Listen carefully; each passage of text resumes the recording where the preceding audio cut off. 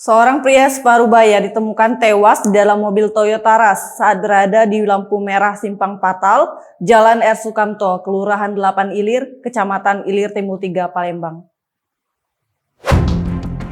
Peristiwa ini mengejutkan pengguna jalan tepat arus lalu lintas tengah padat sekitar pukul 8 waktu Indonesia Barat, Senin 30 Mei 2022.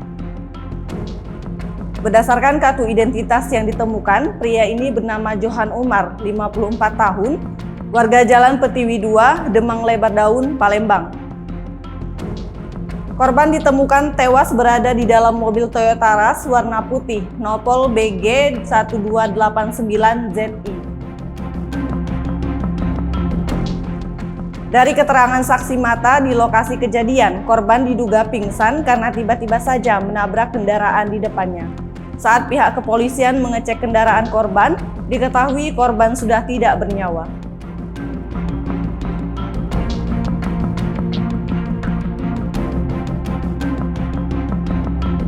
Belum ada keterangan lebih lanjut terkait hal ini. Kasus ditemukannya seorang pria parubaya tewas ini masih didalami oleh pihak yang berwajib.